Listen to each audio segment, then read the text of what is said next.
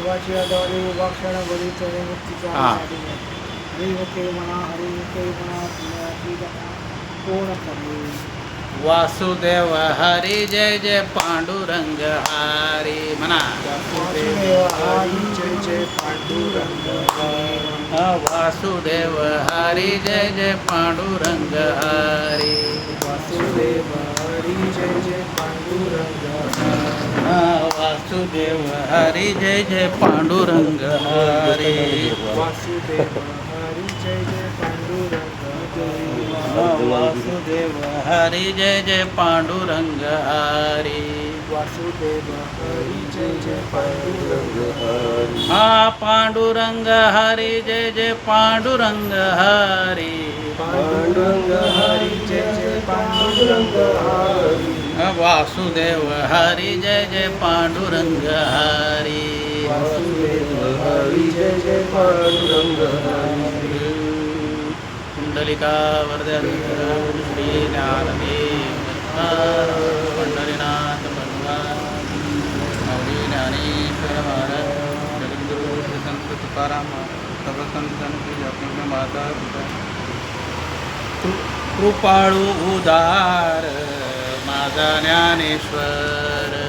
कृपाळू उदार माझा ज्ञानेश्वर. दया नमस्कार वारंवार. दया नमस्कार वारंवार. न पाह्याती कुळाचा विचार. न पाह्याती कुळाचा विचार. भक्त करुणाकर ज्ञानाबाई. भक्त करुणाकर ज्ञानाबाई. भलतिया भावे शरण जात भेटी. भलतिया भावे शरण जाता भेटी. पडितसे तुटी जन्म व्याधी. पडितसे तुटी जन्म व्याधी. न पाह्याती कुळाचा विचार. न पाह्याती कुळाचा विचार. भक्त करुणाकर ज्ञानाबाई. भक्त करुणाकर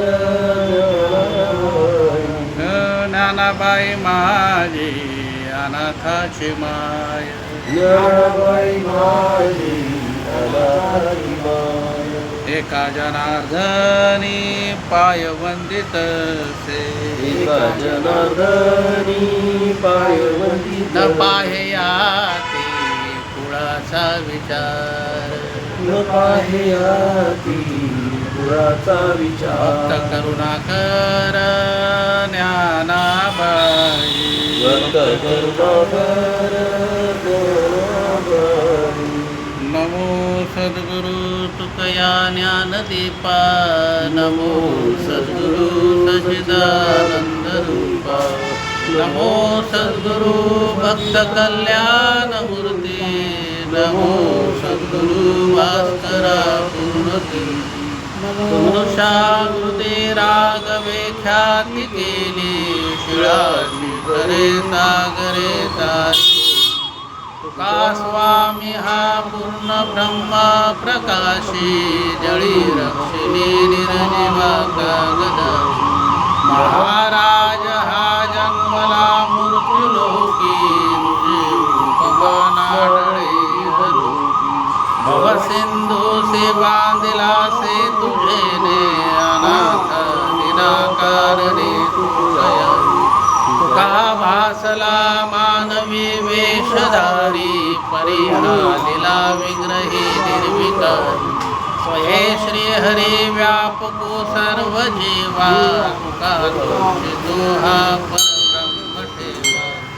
जया पूजले आदरे पांडुरंगे. विमानस्थ केले प्रयाण प्रसंगी. तनु मानवी दिव्य रूपाची केली.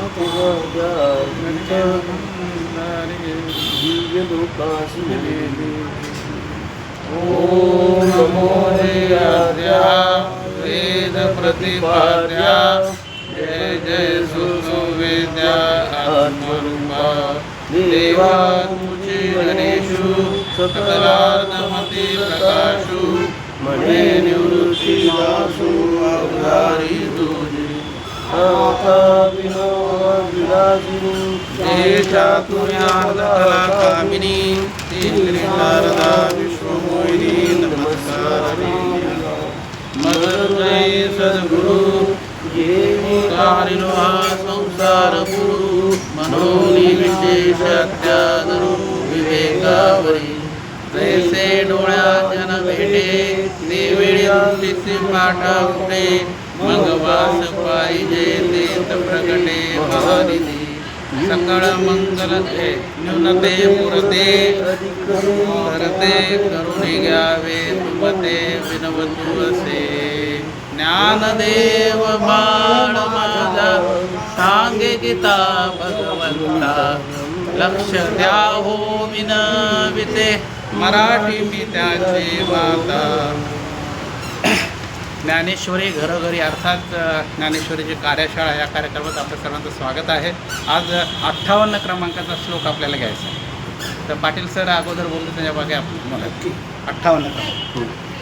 यदा संहरते चायं यदा संहरते छायं यदा संहरते चायं यदा संहरते छायं यदा संहरते चायं यदा संहरते छायं कूर्मोऽङ्गानीव सर्वशः कुर्मोगानीव सर्वेशः कूर्मोऽङ्गानीव सर्वशः कुर्मोगानीव सर्वेशः कूर्मोऽङ्गानीव सर्वशः कुर्मोगानीव सर्वेशः.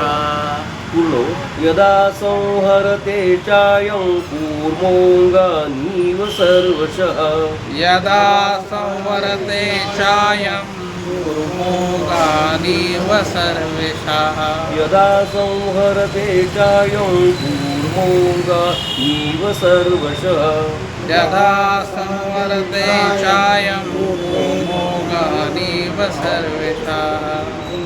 पुढचे बोलूया.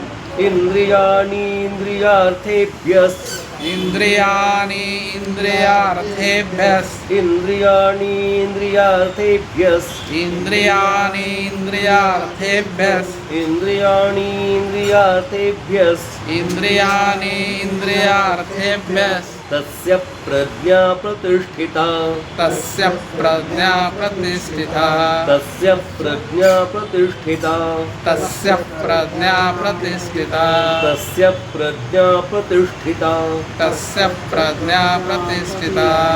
इंद्रियाणीन्द्रियार्थेभ्यस्तस्य प्रज्ञा प्रतिष्ठिता इंद्रियाणि इंद्रियार्थेभ्यः तस्य प्रज्ञा प्रतिष्ठिता इंद्रियाणीन्द्रियार्थेभ्यस्तस्य प्रज्ञा प्रतिष्ठिता इंद्रियाणि इंद्रियार्थेभ्यः तस्य प्रज्ञा प्रतिष्ठिता इंद्रियाणीन्द्रियार्थेभ्यस्तस्य प्रज्ञा प्रतिष्ठिता इंद्रियाणि इंद्रियार्थेभ्यः तस्य प्रज्ञा प्रतिष्ठिता. पूर्ण श्लोक बोलूया.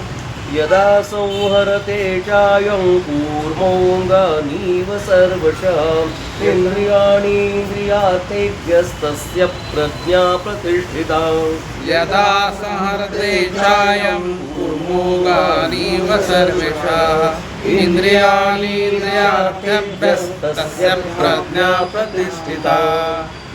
हा आपला 58वा श्लोक आहे आजचा.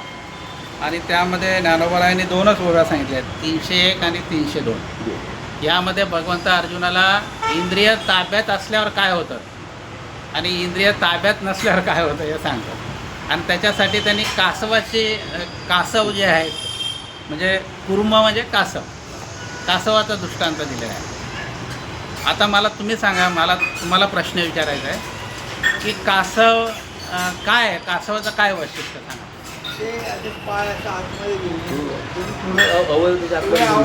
म्हणजे ज्याला पाहिजे तेव्हा तो अवयव काय करतो, बाहेर काढतो आणि आतमध्ये पण काढतो. म्हणजे जिथं धोका दिसला त्या तो काय करतो, अवयव आणि व्यवस्थित वाटलं त्याला तर तो काय करतो, अवयव परत बाहेर.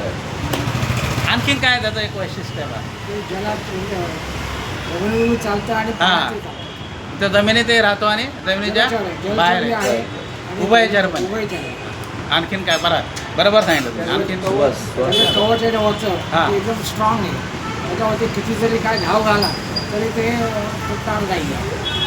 आणखीन काय आणखीन एक भक्ष हां भक्ष खाणं हां ते पाला पाचोळा तेच खाणं. आणि आणि आणि श्वास एक आहे. श्वास घेऊन. मान बाहेर काढून डोळे बरोबर फिरवतो असं फिरवतो. ना आणखीन एका उत्तराची अपेक्षा आहे पाटील साहेब. श्वास श्वास हळू असं. बरं ठीक आहे श्वासात आणखी परमेश्वराच्या त्याच्या समोर ते त्याचं वास्तव्य हां असतं. भरपूर 200 वर्ष वगैरे जगतो. हां म्हणजे त्याचं आयुष्यमान जास्त असतं. आता हे तुम्ही सगळ्यांनी वैशिष्ट्य त्याचे सांगितले बरोबर. त्याचं अजून एक वैशिष्ट्य असं आहे अजून म्हणजे ते काय श्वास एकदम हळू घेतो. हां ते पाटील सरांनी सांगितलं. त्याचं एक वैशिष्ट्य असं आहे तो पिल्ला जे त्याचे पिल्लं असतात ना तो पिल्लांना पाजत नाही. तो फक्त पिल्लांकडे बघतो असं कृपादृष्टी निहाळतो. तो आपोआप ते पुल्लं मोठी होतात. बघा हां हे माहीत नव्हतं मग हे महत्त्वाचं आहे. आता हे त्याच्या पुढचं येईल तुकाराम महाराज मी प्रमाण सांगतो हे मी माझ्या मनाने नाही सांगत. म्हणजे तुकोबांचं एक प्रमाण आहे त्याच्याबाबत. म्हणजे कासव काय करतो की बघता बघता म्हणजे कृपादृष्टीने निहाळतो पिल्लांना आणि ते पिल्लं मोठे मोठे होतात. म्हणजे त्यांना तो पाजत नाही त्यांना कुठलंही अन्न देत नाही म्हणजे कृपादृष्टीने निहाळतो फक्त. आणि कासव हे प्रत्येक मंदिरात तुम्हाला दिसणार. ते आहे का? ठीक आहे इथे नाही आहे पण बहुतेक तुम्ही कुठल्याही काय मंदिरात जा तिथे कासव असते. माझ्या घरी याचा आहे. हां माझ्या घरी आहे. नाही तुमच्या घरी आहे ठीक आहे पण कुठल्याही तुम्ही मंदिरात जा मंदिरामध्ये बहुतेक आता असं ठीक आहे एखाद्या वेळेला नसेल काही असेल का परंतु बहुतेक ठिकाणी मंदिरात हां याचा अर्थ असा आहे की मंदिरात जाताना तुम्ही सगळ्या इंद्रियांना आवरून जायचं. हां असा याचा अर्थ होतो. तर आता हे भगवंत या ठिकाणी बघा काही पाटील साहेब थोड्या श्लोकामध्ये भगवंतांनी उदाहरण दिलेलं आहे. त्यातल्या ह्या श्लोकामध्ये उदाहरण दिलेलं आहे. फक्त ते बोलतात पण उदाहरण नाही देत. मग आता त्यांनी उदाहरण दिलेलं आहे कासवाचं. त्या अर्जुनाला काय सांगतायत की यदा संवर्ते चायम कुर्मो गानी व सर्वेशा. म्हणजे जो कासव काय करतो जेव्हा पाहिजे तेव्हा आपले इंद्रिय आवरून घेतो आणि जेव्हा पाहिजे तेव्हा इंद्रिय बाहेर काढतो. आणि काय करतो इंद्रियार्थे बेस. याचा अर्थ असा आहे की इंद्रियांना त्यांच्या विषयापासून तो काय करतो आवरतो. म्हणजे धोका असेल ना तिथे तो बाहेर नाही काढत इंद्रिय. अशाप्रमाणे स्थितप्रज्ञ असतो. स्थितप्रज्ञाच्या ताब्यामध्ये काय असतात इंद्रिय असतात. आपला आणि त्याच्यामध्ये फरक एवढाच आहे की आपण इंद्रियाच्या ताब्यात आहे आणि इंद्रिय स्थितप्रज्ञाच्या ताब्यात आहे. हा फरक आहे स्थितप्रज्ञामध्ये आणि आपल्यामध्ये.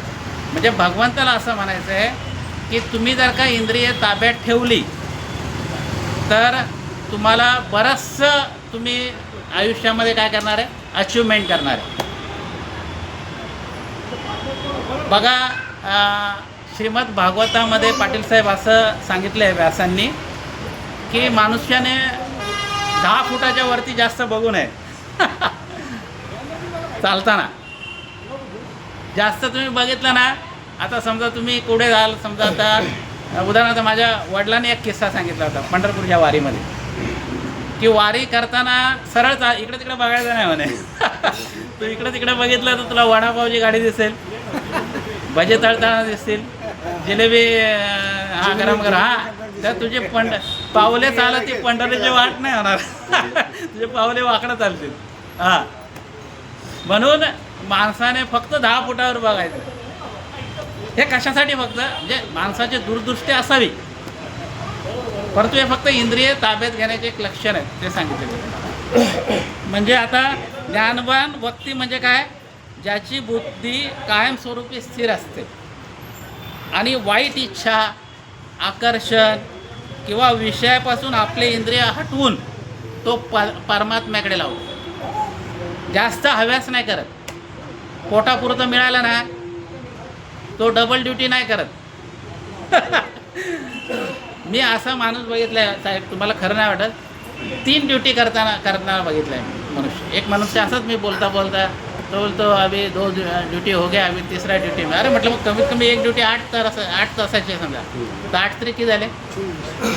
म्हणजे 24 तास जर का काम असेल मग आराम कधी, शरीर कधी हे करणार? हां, म्हणजे कसं आहे, पण या पोटाकारणे का बघा, भगवंताने हे पोट नसतं दिलं ना साहेब तर कोणीच कोणाकडे गेला नसतं. हां, आणि ते पोट पण जास्त नाही आहे, फक्त वीजवर आहे. देवालाही विचारलं. हां, देवाला विचारलं नसतं. वीजभर पोट याने केला बोबाट. तुकाराम महाराज म्हणतो यानेच बोबाटा केलेला आहे. परंतु पोटाला जास्त नाही लागत हो, पण पोटाच्या व्यतिरिक्त जे लागतं ना ते फार मोठं आपण वाढून ठेवलं. त्याच्यामुळे काय आहे, सगळ्या गडबड येते. आणि त्याच्यानंतर इंद्रिय जिथे धोका आहेत, कासावाला जिथे धोका वाटतो तिथे तो काय करतो, इंद्रिय आवरून घेतो. तसं भगवंत म्हणतात की संसार तुम्ही करताय, तुम्ही आम्ही, परंतु संसार करताना पदोपदी धोका आहे. पदोपदी धोक्याचे वळण आहेत. बघा, आपण एखादा घाट चढतो, घाट चढताना तिथे पाटी असते धोका म्हणून, धोक्याचे वळण. वाहन आहे, हळू चालवा, किंवा काही ठिकाणी नो एंट्री असते. हे कशासाठी असतं? तुमच्या आपल्या सुरक्षितेसाठी. पण आपण काय करतो, सिग्नल तोडून पुढे जातो आणि मग अपघात झाल्याशिवाय राहत नाही. तर अशा पद्धतीने हे विश्लेषण या श्लोकाबद्दल आपल्याला म्हणता येईल. म्हणजे भगवंताने आपल्याला कासवाचं उदाहरण दिलेलं आहे आणि आपल्याला त्यांची इच्छा आहे भगवंताची की आपण इंद्रिय ताब्यात घेण्याचा प्रयत्न करायचा, मॅक्झिमम ट्राय करायचा. इंद्रिय ताब्यात राहणं मुश्किल आहे, पण आपण त्याच्यावर काय करायचं, हळूहळू ढाळे लगेच ते होणार नाही, त्याचा प्रयत्न करायचा. तर याबद्दल ज्ञानोबा राय काय म्हणतात ते आता बघू. बघा, 301 नंबरची ओवी आहे बघा. का कुर्म जिया परे वाईला अवयव पसरी ना इच्छा वशे आवरी आपुले आपण.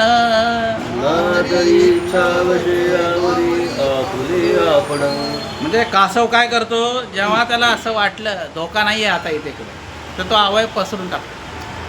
आणि धोका दिसला का तो अवयव काय करतो, आवरून घेतो आपल्या इच्छेनेच. म्हणजे एवढं त्या इंद्रियावर त्याचा काय असतो, ताबा असतो. पुढे बघा, हे 302 क्रमांकाची ओवी. तैसे इंद्रिये आपैती होती जयाचे मनितले करती तयाची प्रज्ञा जाण स्थिती पातली असे. म्हणजे कोणाची प्रज्ञा स्थिर असते, ज्ञानोबराय काय म्हणतात की ज्याची तैसी इंद्रिये आपैती होती. आपैती म्हणजे आपल्या ताब्यात असणे. ज्या मनुष्याचे इंद्रिय आपल्या ताब्यात असतात आणि जे इंद्रिय जो म्हणेल ते करतात. त्यांनी मनाला सांगितलं ना, आता कोठे जावे म्हणा, तुमचे चरण देखले. भगवंताच्या इथे काय करायचं आहे, आपण थांबायचं आहे, ते तिथंच थांबतात, ते दुसरीकडे जात नाही. आणि अशा ठिकाणी प्रज्ञा स्थिर असते असं ज्ञानोबाराय म्हणतात. तर ह्या 2 ओव्यामध्ये आपल्याला मॅक्झिमम म्हणजे ज्ञानोबारायांनी एवढंच सांगितलं आहे की आपण प्रयत्न करायचा आहे इंद्रिय ताब्यात ठेवण्याचा. पण ते इंद्रिय असे बलवान आहेत, जेवढं तुम्ही ताब्यात ठेवणार ना तेवढे ते तुम्हाला तुमच्या हातातून निसटत राहणार. त्याला फार अभ्यास करावा लागतो लहानपणापासून.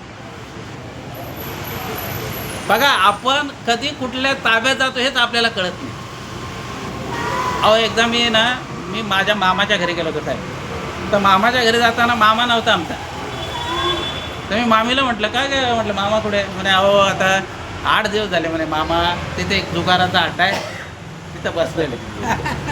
आई शपथ. मी म्हटलं 8 दिवस काय करतो. तर मग मला त्यांनी सांगितलं ॲड्रेस म्हणे इथेच आहे. मी तर 2-4 वेळा गेले म्हणे पण मामा काय तिथून यायला तयार नाही. मला असं वाईट वाटलं. म्हटलं अरे काय बाबा. मग म्हटलं चला मी जातो बघू काय. म्हणजे पहिल्यांदा त्या माटक्याच्या त्याच्यामध्ये मी गेलो आणि ते मी दृश्य बघितलं त्यात तो होता तिथे. त्याला बोला अरे काय म्हणजे बघा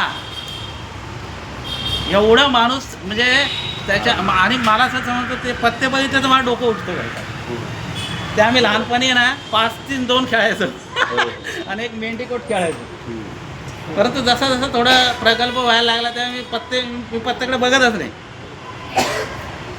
आणि मी त्या मग मामाला म्हटलं अरे पत्ते खिळे ठीक आहे जुगार एक डाव लावला 2 डाव लावले परंतु त्याचा असं आहे 1 डाव लावला का हारतो 1 डाव लावला का जिंकतो जिंकला का झाला परत तेच पैसे त्याला लावतो.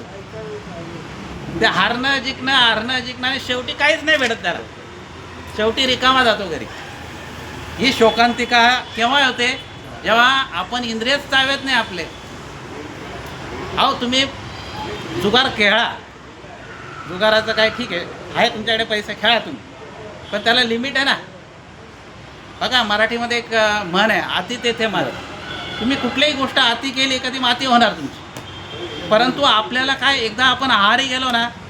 आता बघा दारुड्याला सुद्धा वाटतं की दारू पिणं वाईट आहे पण काय करणार बिचारा तो आहारी एवढा जातो ती दारू त्याला पिते तो नाही तिला पित हा बोलवते त्याला बरोबर. हे एवढे विषय वाईट आहेत. म्हणून आपण काय करावं लहानपणापासूनच आपण सत्संग धरावा. बघा एखादं झाड आहे झाड वाढलं त्याच्याकडे लक्ष नाही दिलं तर ते वाकडे तिकडे वाढतं. त्याला योग्य छाटणी दिली तर ते बरोबर वाढतं एकदम सरळ वाढतं. तसं लहान मुलगा जे आहे ना त्याला आपण चांगलं वळण लावलं तर ते चांगलं बघा मुलाला 16 वर्षापर्यंत तुम्ही सांभाळायचं चांगलं मग तो बरोबर मग त्याला काहीच गरज नाही करायची. बघा माझ्या मुलाचं तुम्हाला उदाहरण सांगतो. माझा मुलगा सिव्हिल इंजिनियर आहे आणि त्याला मी 4 वर्षाचा होता तेव्हा त्याच्या गळ्यामध्ये मी माळ घातलं आणि कामानिमित्त तो त्याला कोकणात काम लागलं काय पुढे रत्नागिरीला. तर तिथे आता रत्नागिरी म्हणजे तिथे व्हेजिटेरियन नाही भेटत तिथे मासे तिथे मासा स्वस्त मासे मच्छी मासे जास्त फुकट पण मिळतं तिथे कारण ते समोरच आहे ना सगळं. आणि याची गोची व्हायची हा शाकाहारी.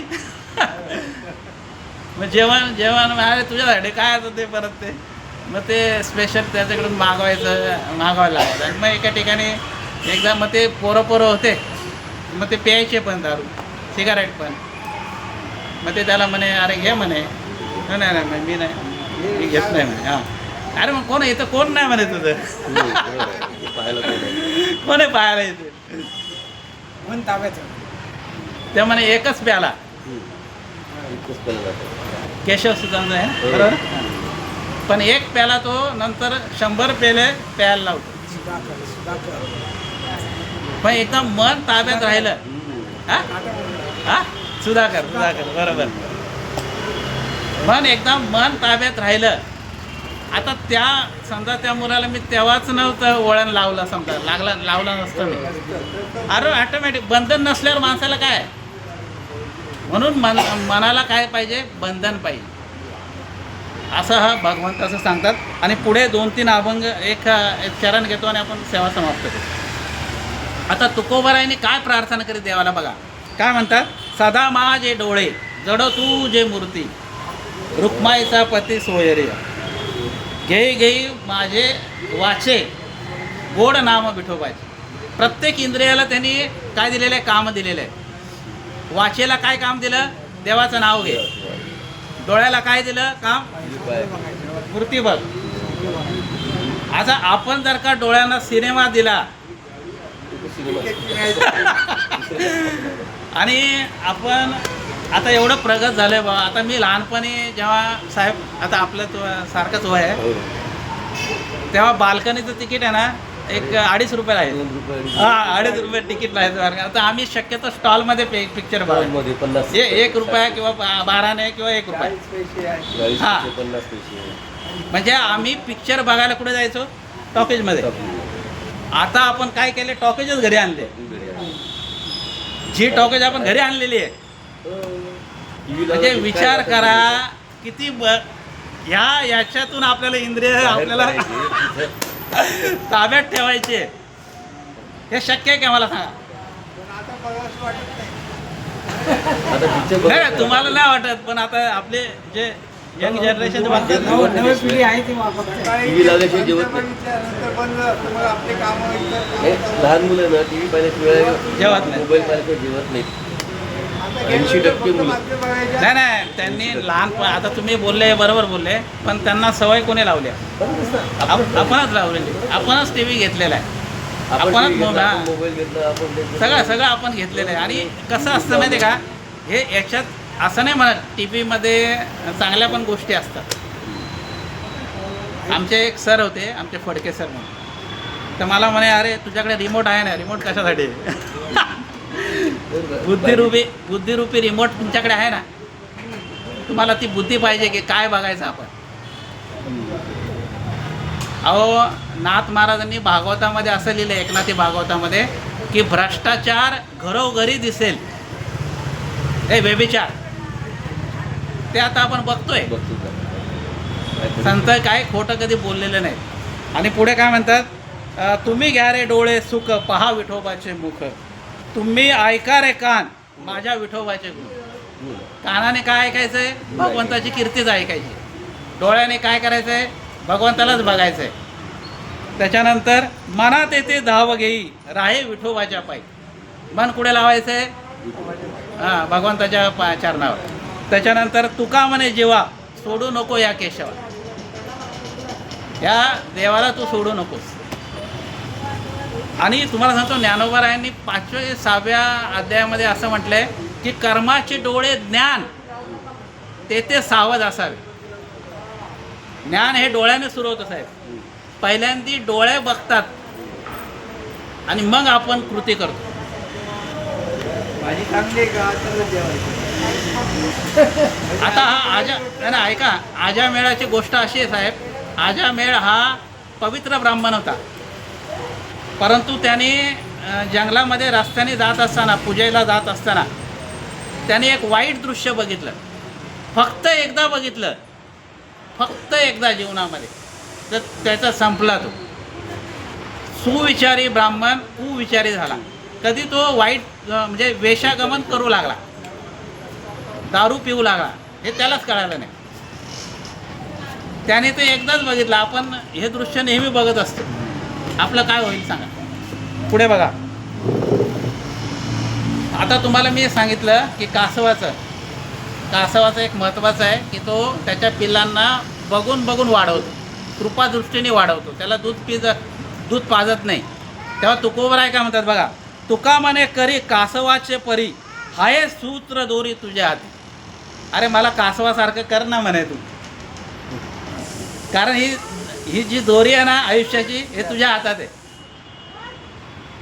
तू म्हणेल तसं होणार. कासवासारखं मला तू कासव कसं बघतं त्याच्या लहान मुलांना आणि वाढवतं, तसं तू माझ्याकडे नेहमी बघत राहा आणि तू मला वाढवत राहा, असं ते देवाला म्हणतात. पुढे बघा, कासवीचे बाळे वाढे कृपादृष्टी. बघा हे प्रमाण आहे खरं.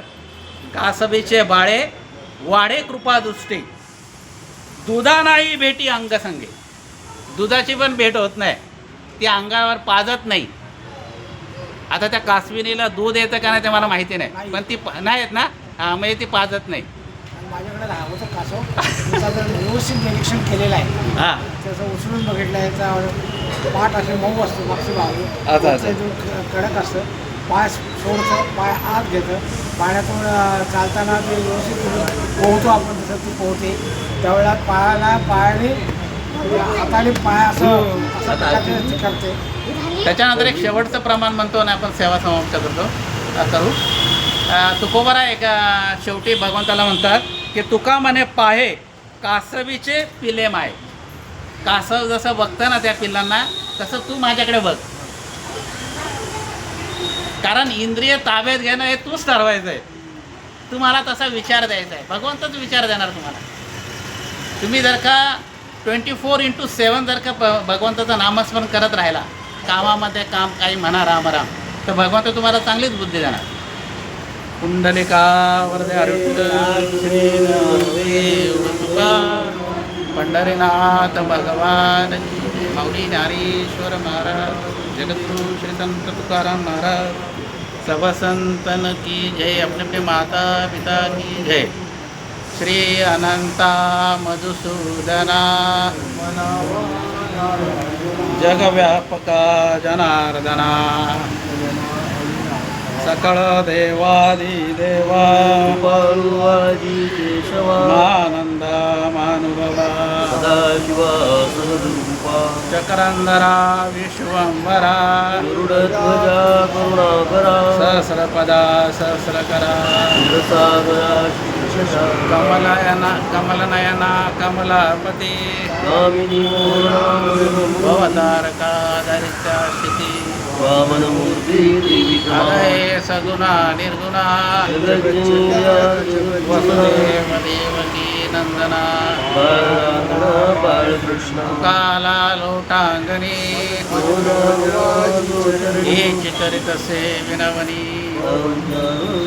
सकळ देवादी देवा आनंदा मानुभवा आता विश्वात्मके येणे वाक्यज्ञे तोषावे तोषोरी मद द्यावे पसाय दाने ये खळाची व्यंकटी सांडो तया सत्कर्मरती वाढो भूता परस्परे पडो मैत्र जीवाचे दुरिताचे तिमिर जाओ विश्वसधर्म सूर्य पाहो जो जे वांछिल तो ते लावो प्राणिनाथ वर्षत सकळ मंगळी ईश्वर निष्ठांची मांदियाळी अनवरत भूमंडळी भेटतू कला कल्पतरुचे आरव चेतना चिंतामणीचे गाव बोलते जे अर्णव पीयूषांचे चंद्रमे जे लांछन मार्तंड जे तापजिन ते सर्वाई सदा सज्जन सोयरे किंबहुना सर्वसुखी पूर्ण होऊनिती लोकी वजजिद्वादिमूर्खी अखंडित आणि ग्रंथ विजये दृष्टा दृष्ट विजय येत मने श्री विश्वेश्वराहो आहो विलदान पसाहो येणे वरे ज्ञानदेवो सुखिया येणे वरे ज्ञानदेवो सुखिया येणे वरे ज्ञानदेवो सुखिया. हरि ओम शांती शांती.